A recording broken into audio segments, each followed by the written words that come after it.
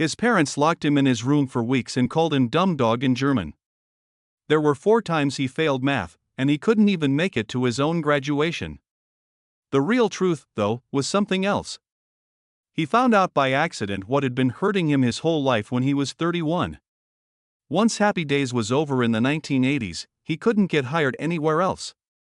He made frantic calls just to stay alive. Then something happened in 1982 that almost put an end to everything. You can't say anything about what he's done since then. Henry Winkler was born in Manhattan on October 30, 1945, but his life began a long time before that. He and his mother, Ilse, had left Berlin in 1939. Harry told Ilse that they were going to New York for a short 6-week work trip and that he had no plans to come back. He didn't want to scare her because he knew the Nazis were coming. They were saved by that choice. They left everything behind when they got on the SS Manhattan. Harry opened a new branch of his wood trade business in New York. To pay for it, he had broken family jewelry in chocolate boxes and melted it down. The Holocaust killed almost everyone else they knew in Germany. Their escape was one of the last ones that could happen before the gates were locked. They didn't just pick the name Henry because they liked it. Their brother Helmut was meant to escape with them, but he stayed behind for one day to finish things. He died that day. Helmut ran to Amsterdam and hid there, but he was found and sent to Auschwitz. In 1942, he and their mother were killed. Roosevelt kept extending the family's visas letter by letter until they could stay for good, which is where Henry's given name, Franklin, came from. Those letters are still with Henry. As a child, Henry and his sister Beatrice lived in a strict Jewish home in New York. They honored customs, but they didn't follow the kosher rules. Their church was only a few blocks away. It was built by Holocaust survivors. He spent the summers at Lake Mahopac and found peace in the lake. He used water skiing as a way to relax from the stress of school and his dad's demands. At home, the horrors of the Holocaust were always there, but not loud. There were other refugee families from Germany and Hungary all around the family. Getting back on their feet with people who had lost everything. Harry started his log business over from scratch, and it did well. He thought Henry would take over one day, but Henry had other plans. He was ready to act. That hit Harry like a slap in the face. He had risked everything to get away from the Nazis and rebuild a business, and now his son wanted to write plays. That sadness put up a wall between them. The more Henry tried to act, the more his father felt like he was moving away from their story of survival. It was awful going to school. Henry worked hard at PS 87 every night, but when it was time to read out loud in class, the words were gone. He'd remember everything at night but forget it all in the morning.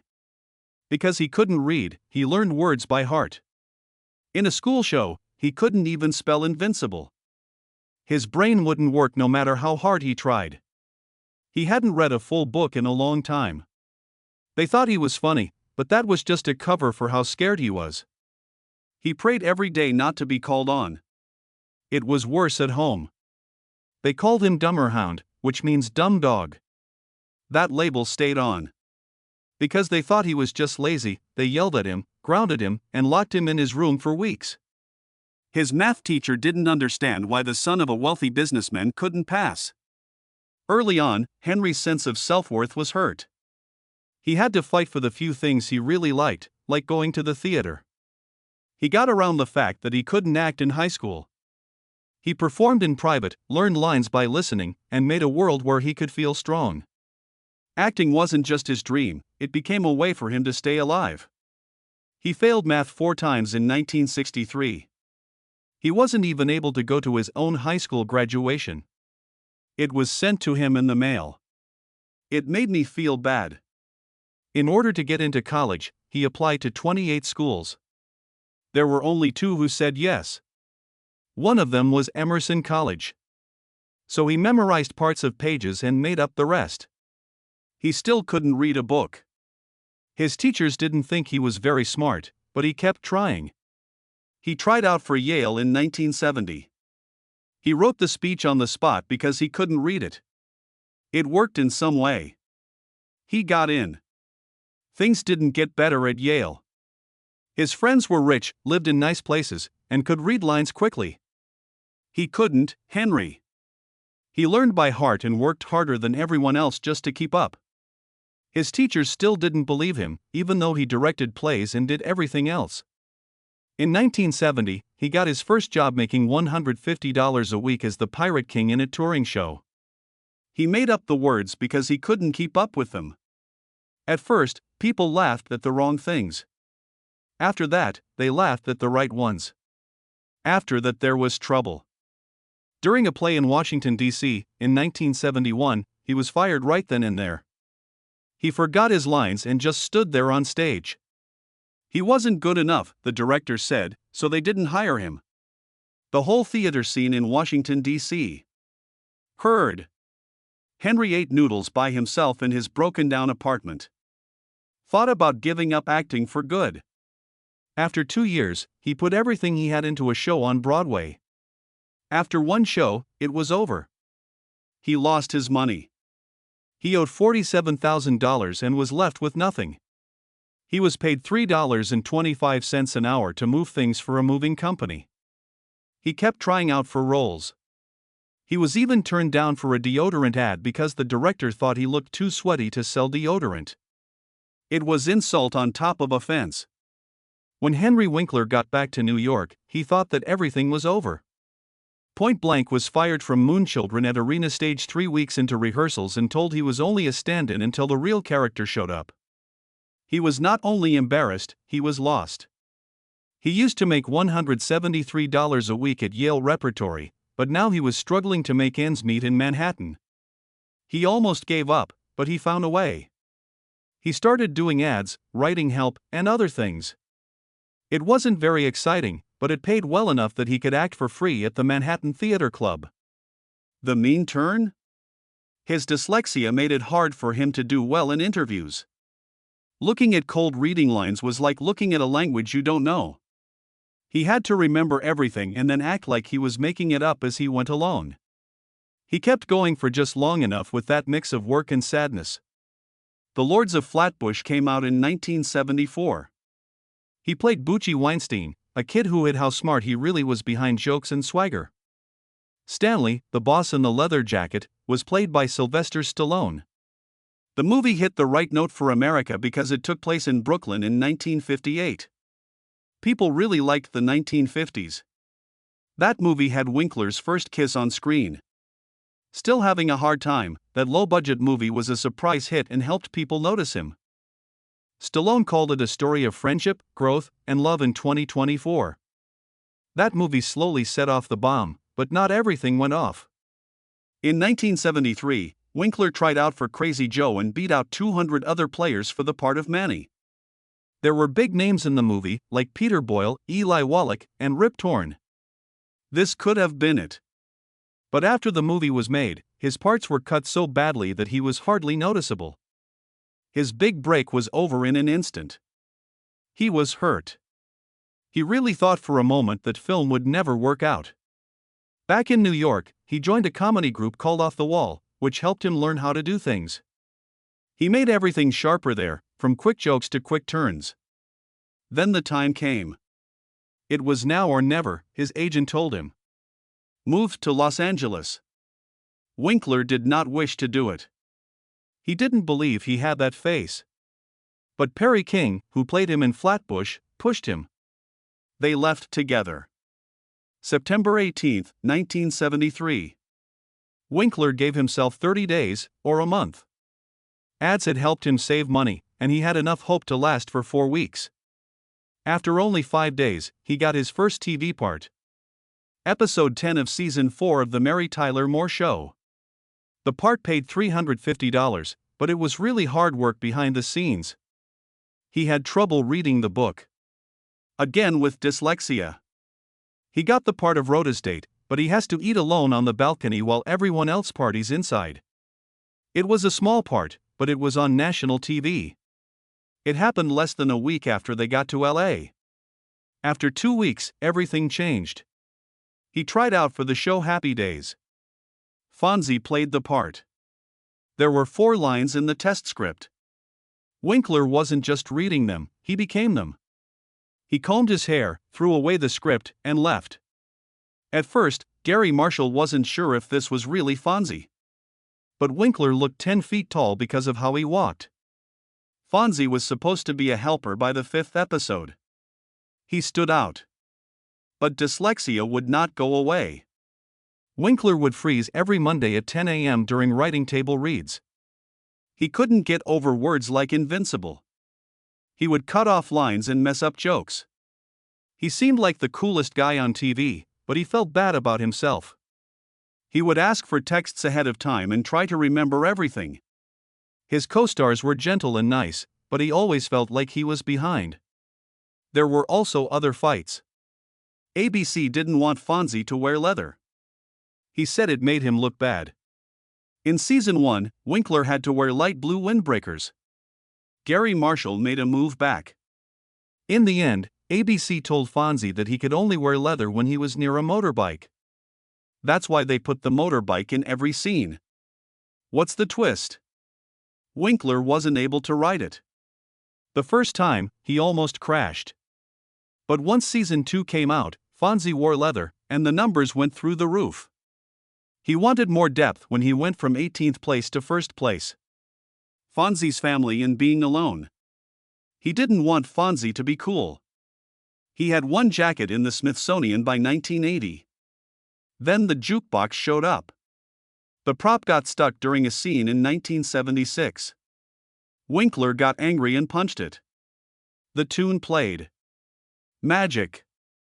Everyone knew Fonzie after that one unscripted scene. All of a sudden, Fonzie could fix things by touching them. People really liked it. Winkler was dealing with imposter syndrome when she wasn't on TV, though. His background as an immigrant and his learning problems didn't fit the swagger Fonzie had. That punch changed the way TV works. He still didn't feel like he belonged, though. In 1977, Fonzie was everywhere. $10,000 for each show. In the end, $50,000. Things like toys and posters. The kids copied the eye and the thumbs up. That being said, Winkler kept saying, "Fonzie is my fantasy. Henry Winkler is the truth." People all over the world loved him, but he still struggled with the idea that being seen was enough.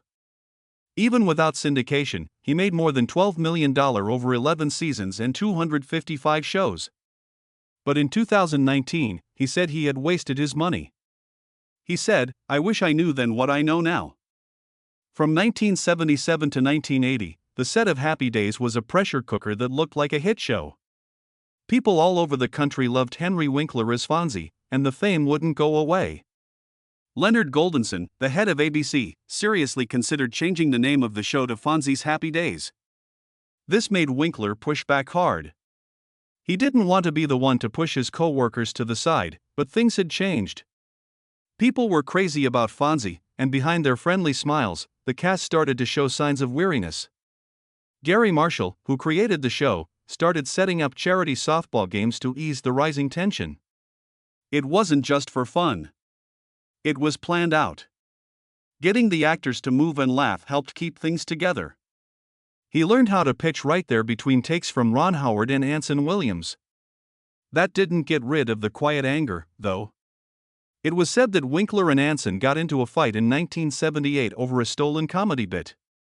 Even though nothing was proven, it was hard to miss the change in mood from seasons 5 to 7. Winkler was nominated for an Emmy in both 1976 and 1977, but he never took credit for himself. He always said it was a team effort, even when the attention was on him alone. Tom Bosley, who played Mr. Cunningham, did something even better in 1977. He is said to have talked to Winkler immediately. Angry that Fonzie was taking over the story of a show that was supposed to be about how cute everyone was together. There was more to Bosley than just acting. He had been on Broadway for a long time and really cared about balance. The specifics of their argument were kept secret, but their relationship stayed complex and real. Bosley died of lung cancer at the age of 83 years later. Winkler said, "He was our TV father on the soundstage, but a father figure in real life."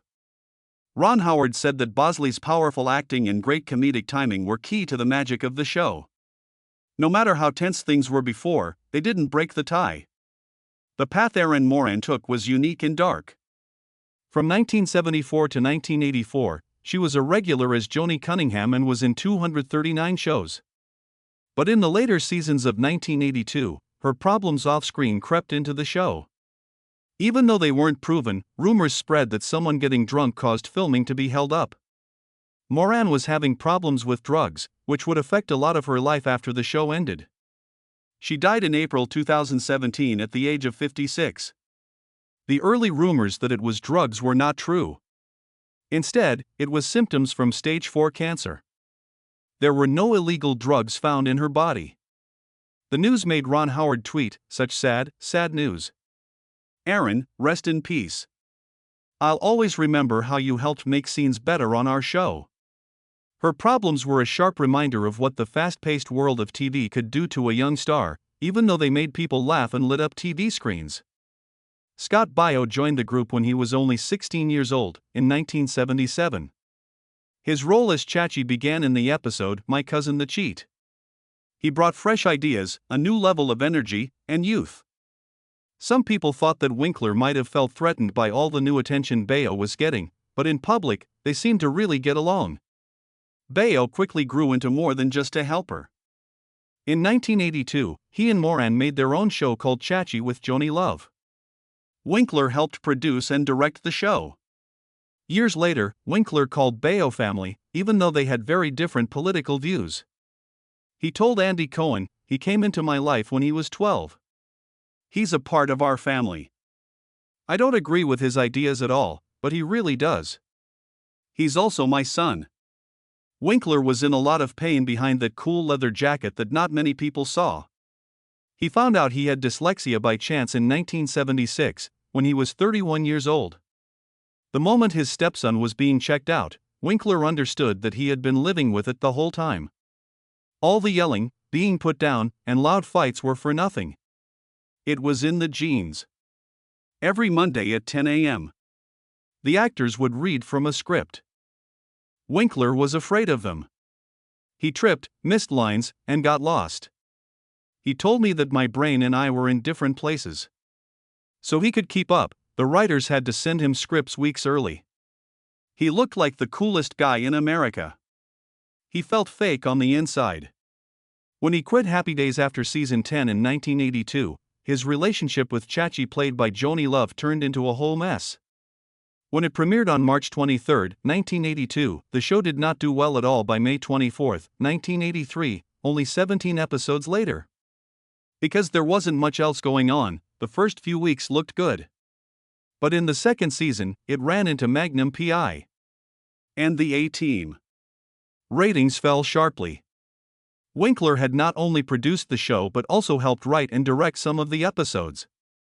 It wasn't just a professional loss to see it fail. It was about them. Moran and Baio came back to Happy Days in a quiet way for the last season. Winkler wasn't free from Fonzie when she left the show. It held him down. The people who do the casting only saw one thing. He tried to get away. He tried out. He showed up. He lost his job. To the point. Some people wouldn't let him finish reading. They saw an actor but not one. They saw a trick. He couldn't get a job for 8 or 9 years. The refusal was very harsh. He said that the mental damage was like being in unbearable psychic pain. He said, "My first thought was, I'm going to die now." He had a family, bills to pay, and no way to get ahead. The business world had changed. He wasn't able to. He tried making movies, but it didn't work out. Every part had dyslexia. He would get stuck on things like Invincible and not be able to figure them out. We missed our places in line and messed up jokes. He needed lines quickly and had to hire readers to look over the contracts. The shame was too much to bear. He felt ashamed and not good enough even when he was very famous. It made me feel bad. And bad manners. He thought about how he felt for years. Things got worse by the middle of the 1980s. He started going on game shows, Hollywood Squares, Pyramid, and other shows to keep himself known and pay the bills. It was stay alive mode. Even though he smiled, he was going downhill. Panic attacks came from being anxious. While his job had made him famous, it was now making him feel lost. That's what he called the crippling mental pain.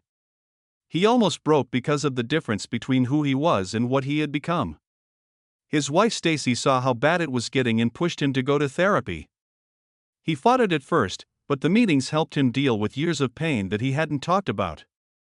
As a child, he used to scream and suffer the shame of being called a dumb dog by his parents, in German no less. He learned that his problems had a name, and it wasn't stupidity. Being in therapy helped him start to breathe again. At the same time, there were still problems on the set during the failed spin-off. Some actors didn't like how it was managed. The extra weight made him carry it even more. Winkler didn't just feel better after therapy, though. I had to stay alive. It wasn't planned for Henry Winkler to be in The Waterboy. The first character didn't show up, so Adam Sandler called in a desperate plea at 11:30 p.m. Picked up, said yes right away, and walked into a job that would change his career. Many people say it was 1991, but it was actually 1998. The figure had parts of his own life, like the quiet battle he had with dyslexia. Coach Klein wasn't just a football guy. He was trying to feel good about himself again, just like Winkler had been doing since the days of Fonzie. It made $190 million, but it only cost $20 million to make. It was said that Winkler was paid so little that he joked he only got a cookie and didn't even get to keep his set clothes. That one call for help late at night gave him a second chance in Hollywood. There was more to Winkler's story than just comebacks, though. As a senior producer on MacGyver, things were tense behind the scenes. He gave people fines for even talking about scores because he thought it took their attention away from the work. Some people called it power. Some people called it ego. Years later, in 2016, a court case over MacGyver earnings brought his name back into the public eye. It wasn't small. A lot of money was tied to deals from the 1980s. CBS even put in papers in 2025 to clean up the mess. It wasn't how most people thought of him. Behind closed doors, the actor who played Fonzie also knew how to get paid. On the 1988 movie Memories of Me, he tried to show how good he was even more. It went off. The movie that cost $12 million only made $3 to $4 million. It was painful. People on the crew said he wasn't cut out to be a director. Hollywood didn't care that Roger Ebert liked it and gave it 3.5 stars. It made Winkler feel like he had failed. He started to doubt everything, like whether he belonged behind the camera and whether people saw him as more than just Fonzie. Never fully gone away, that question stayed with me for decades. Winkler did not go away, though. He made fun of himself and the critic. That's how he knew he was shaped. It made him laugh. I used it. It was smart. People liked the show, but it never got a lot of viewers. Even though Winkler only showed up a few times, she was smart. He didn't mean to delete Fonzie. He was getting used to living with him. That kept going after he joined Arrested Development. He was funny as Barry Zuckerkorn, a lawyer who was so lost it was funny. Things weren't easy, though, behind the laughs. His dyslexia made it very hard for him to remember lines. His method for getting ready was the same as it had been on Happy Days. He used audio records. He would get to set early, sometimes hours early, just to make sure it was right. It was clear that you worked hard. People put him in for awards. He didn't win an Emmy for that part, though. It will take 15 more years. It was 2018 when he got an Emmy for Barry. He was 72 years old. He got everything he had been looking for in the part of Gene Cousineau. Honor, respect, and proof that he could still shock people. Most people didn't know about the sad scene in season 2 about dyslexia. He just made it up. Don't call that acting. That really happened.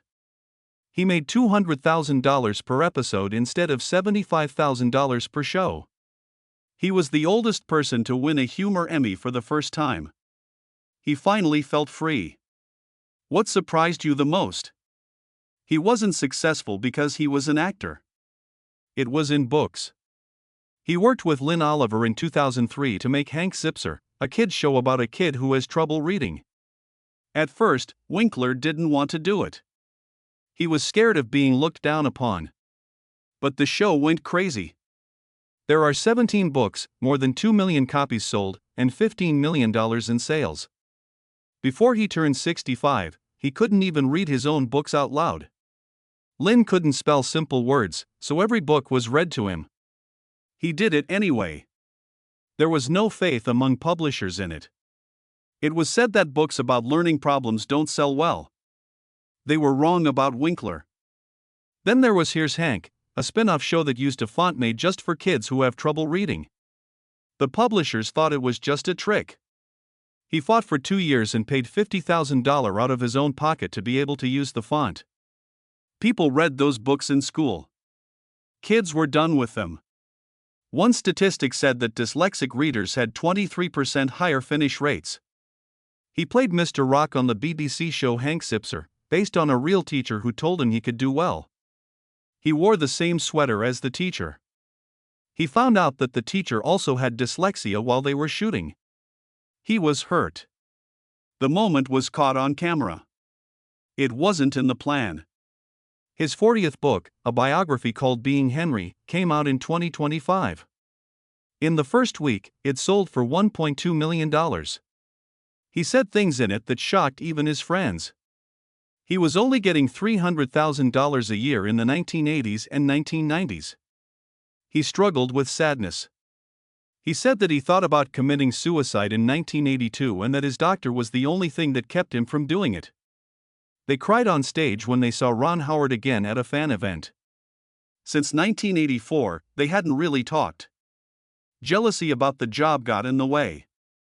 Howard said Winkler didn't show up to his wedding. The video of that went viral. 15 million views in 2 days.